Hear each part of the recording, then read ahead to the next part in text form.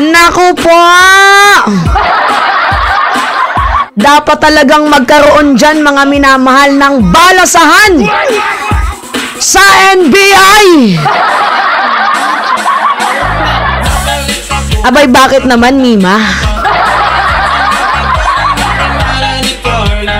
Bakit kailangang magkaroon ng balasahan dyan sa NBI? Kasi kailangan talaga nating malaman ang katotohanan. Meron kasi tayong nabalitaan. Ano yung nabalitaan natin? Ganito, mga minamahal, ako base lang din to sa aking obserbasyon. Pag ang pulis ang pumupunta or nagre-raid sa compound ni Kibuloy, mapapansin nyo naman ata na napaka-aggressive, talagang galit na galit, gustong manakit po ng kulto ni Kibuloy. Base lang to sa aking obserbasyon, at ako'y nagtatanong lang din na bakit pag pulis ang nagre-raid sa compound ni Kibuloy, bakit galit na galit ang kulto ni Kibs? May mga dalang batuta, may mga dalang armas, to the point na gusto pa nilang i-water cannon itong PNP SAF.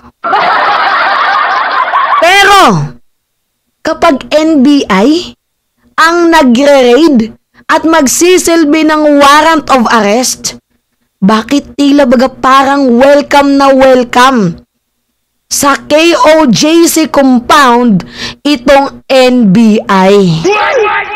Ako'y nagtataka na noon pa. Yan ang aking pinagtatataka at ako'y nagtatanong bakit kaya. Pero may tahasang nagsalita at nabigyan na po ng kasagutan ang aking katanungan. Kung ito man po ay totoo, dapat tanggalin or magkaroon ng reshuffling dyan sa NBI. Actually, mga minamahal, nakakalungkot. Nakakalungkot talaga itong aking balitang nalaman. Galing tong balitang to kay Arlene Stone. Kasi kilala niya pala yung NBI head of Region 11. Dati niya po pala itong kilala na. Kung totoo man, itong sinabi ni Arlene Stone, mahiya ka naman. Inuuna mo yung interest mo kesa sa interest ng taong bayan. Ganito, mga minamahal, bago tayo pumunta sa sinabi ni Arlene Stone, nagkaroon po ng muling pagsilbi, muling pag-visit dito sa KOJC compound, na kung saan nga po ay sisilbihan ng warrant of arrest itong si Kibuloy. At muli, bigo na naman pong mahuli si Pastor Kibuloy. Pero bakit? Pero anyway, ipanood ko muna sa inyo tong balitang to. 2 minutes to, mga minamahal. Pakinggan nyo Meron din kayong mapapansin sa nagiging reaksyon ng NBI Head of Region 11 at yung katabi niyang abogado.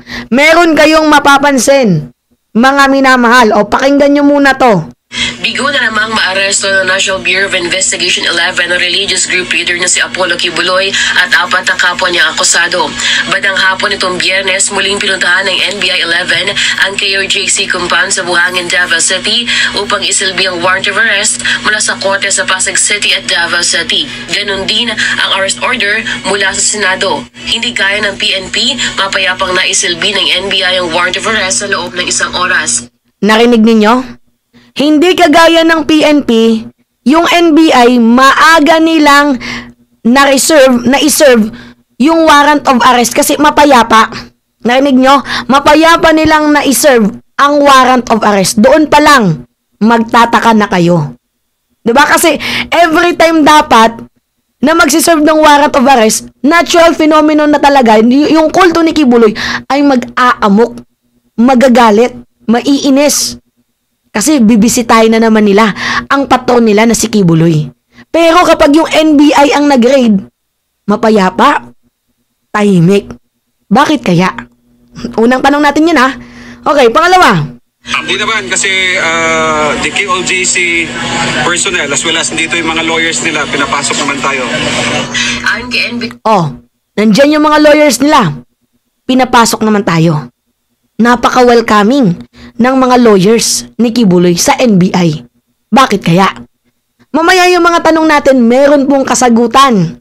Maririnig ninyo yung kasagutan. Okay, continue tayo. 11 Regional Director Attorney Arcelito Albao nais umano nilang kumpirmahin ang mga kumakalat na impormasyong nasa loob ng compound nagtatago si Kibuloy. Pero pagkatapos ng mahigit isang oras na paghahanap ng NBI kasama ang abogado at opisyal ng KOJC ay hindi nila nakita ang religious group leader.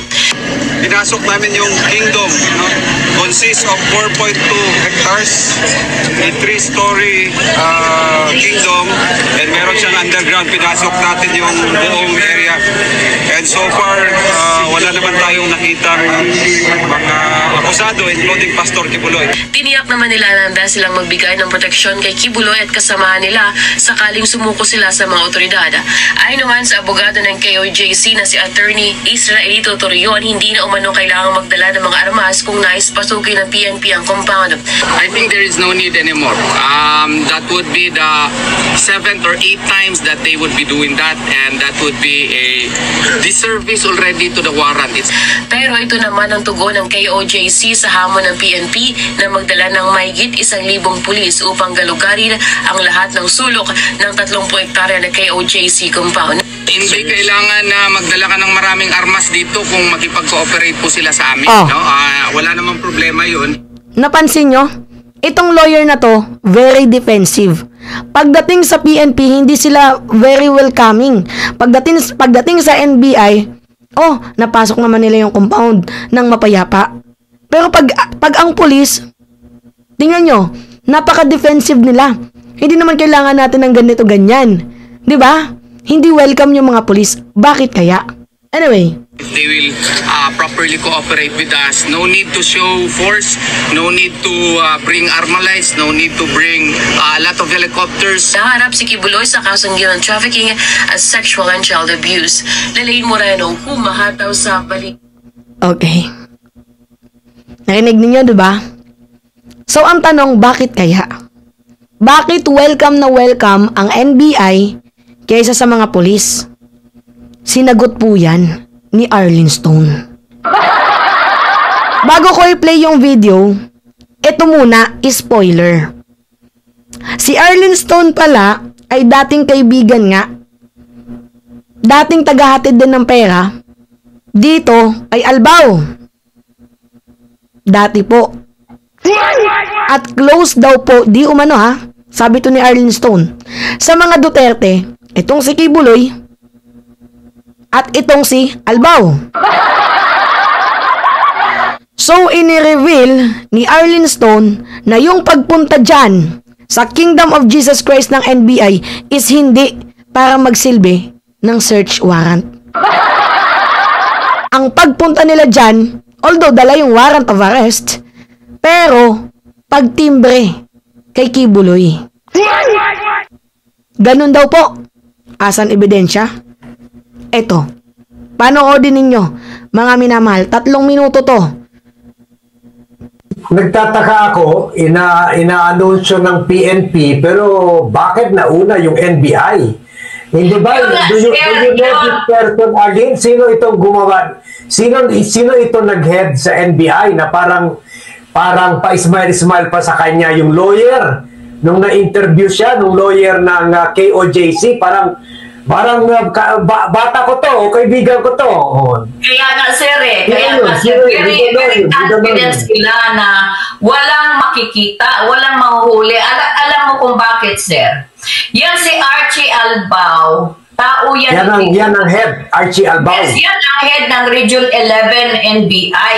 At isa yan sa mga tao na binigyan ko noong araw ng envelope full of money. Narinig nyo? Narinig nyo? Si Albao, yung head of Region 11, ay dating binibigyan ni Arlene Stone ng full of money galing sa envelope. Ano pa? So doon pa lang makikita ninyo na kung noon ay nagbibigay si Arlene Stone, kasi miyembro siya diba ng KOJC, ng ni Kibuloy, meaning may connection si Albao kila Kibuloy. Kaya nga kung mapapansin ninyo, diba, wala pa tayo sa konklusyon na may talaga, may connection talaga itong si Kibuloy dito kay Albao. Pero makikita ninyo sa statement ni Arlene Stone na may pinagsamahan yung dalawa. Anyway, continue. Aray! Grabe! Kaya siguro kaya nila ginawa 'yon, no? Para maunahan nila yung PNP. No, para to tell the public that they are, they are doing their job. Pero nakita naman, it's very obvious naman, 'di ba, sa video na pinakita kung para silang namamasyal lang doon eh. Ang laki-laki ng compound, ilan yun? 20 plus 25 or 23 NBI agents yung dala nila doon. At ano pa ang sabi ni Albao? Wala daw ilaw doon sa kingdom kung saan nagtatago si Kibuloy, kaya hindi nila nakita. Kung pupunta kayo sa isang lugar and you are executing raid, wala kayong mga equipment. Kung walang ilaw, wala kayong equipment para makita kung makita yung mga hinahanap ninyo. Very crucial. You were saying, nagbigay ka ng envelope dito kay Albao na NBI chief ng Davao Region? Yes, isa po yan na binibigyan ng regularly binibigyan. Yes, ni Kibuloy kapag tumatawag yan at pumupunta doon, may mga isa yan sa mga officials, mga officers natin na nakakatanggap ng money from Kibuloy. Very serious. At kaya masyado silang magkano ang laman? Arlene, magkano ang laman? Hindi ko alam kung magkano ang laman kasi iba po yung nagbilang. No? Pero mga sa tansya mo, mga anong kapal? Mga 100? Siguro mga yan, sir. Depende kasi yan sa rank, no? Pag yung mga generals o major, yung may mga ranggo, nasa 100K pesos yan. Oo, pataas. Pero yung mababang rank, nasa 50 to 25, ganon. Okay. Paus na si Mima. Rinig nyo? Kaya nga yung unang sabi ko, dapat magkaroon ng reshuffling, balasahan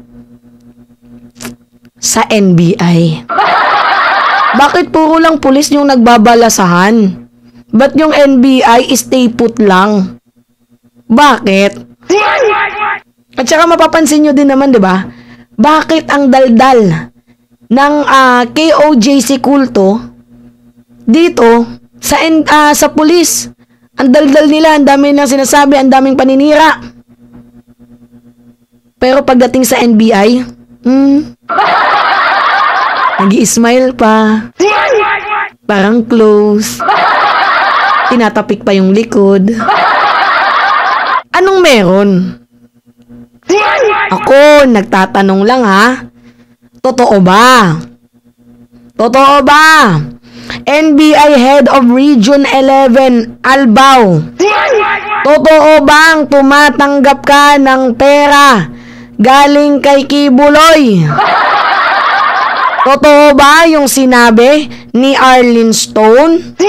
Although, just to be fair and balanced, mga minamahal, it is a verbal assertion lamang ni Arlene Stone. But, makikita nyo naman, sa kanilang mga kinikilos, very obvious. Bakit? Ang NBI welcome na welcome sa compound. Samantalang yung PNP halos patayin na ng kulto ni Kibuloy ang mga nagre-raid dyan. Bakit kaya? Ano yung meron? Sana itong balitang to makarating sa mas mataas at nang magkaroon ng balasahan. Gusto ko yung parehas kay Tore.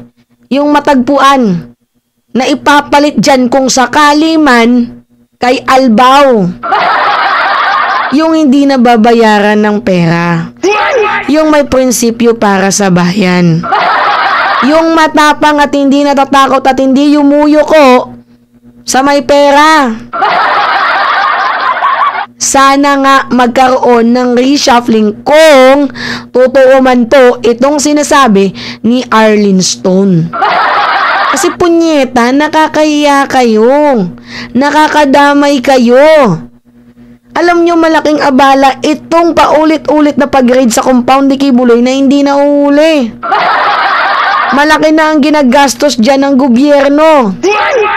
Tapos i-defend nyo pa yung isang fugitive, yung most FBI wanted list. I-defend nyo pa yun, sandamakmak yung kaso. Hindi nyo ba nakikita yun? Di ba kayo naaawa sa mga biktima? My God. Nakakahiya. Nakakagigil. Nakakainis na nakakapunyeta. Ganyan ba ang NBI? Ganyan ba ang NBI? Ako'y nagtatanong lamang. Anyway, darating din ang panahon. Malalaman din natin at malalaman din ang katotohanan kung sino pa yung mga malalaking tao na nasa likod ni Kibuloy.